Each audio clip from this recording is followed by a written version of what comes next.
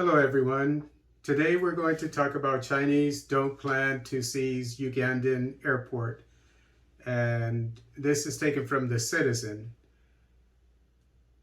Regarding the recent hoopla about the Chinese potentially seizing Uganda's Seoul airport, the Chinese embassy seems to have put public fears to rest based on an official statement. A spokesperson for the Chinese embassy, Feng Yi, said all loan agreements, including Entebbe Airport expansion and upgrading project, were voluntarily signed by both parties after negotiations on an equal footing and without any hidden terms or political conditions attached. Mr. Yi added that allegations that Uganda surrenders key assets for China cash are baseless. Let me go back to the previous paragraph where it says that the were voluntarily signed by both parties after negotiations on an equal footing and without any hidden terms or political conditions attached. Hidden terms. The terms where the Entebbe Airport, as well as other infrastructure of the Ugandan government, could be turned over to the Chinese government if the loan was not paid off, was hidden from the average Ugandan citizen, and that matters. Okay, and so the point is, the average Ugandan citizen does not, I'm sure, appreciate this kind of loan agreement entered into by the Ugandan government.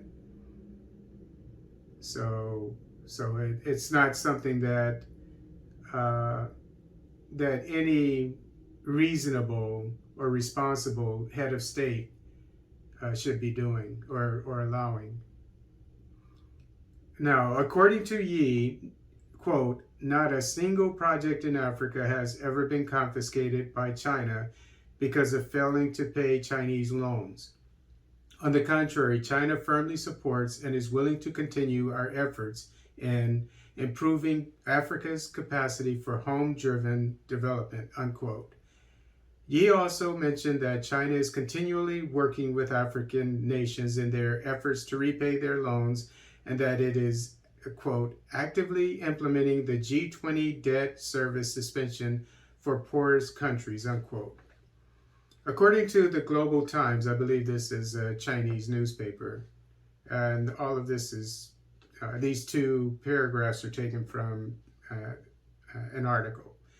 China has announced the suspension of debt repayment for 77 developing countries and regions as the nation is working with other G20 members to carry out the G20 debt relief initiative for low-income countries, Chinese officials said at a press briefing at the State Council Information Office on Sunday. So that's very admirable of the Chinese government,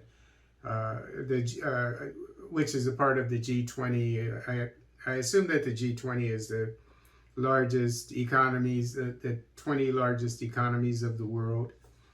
And China is encouraging other countries, I'm sure, like the United States, that own a lot of African debt, to forgive these nations, probably because of the pandemic, because a lot of African countries are dependent on travel for their economies. I continue. China announced in May that it would provide $2 billion over 2 years to help other countries respond to the impact of the coronavirus pandemic.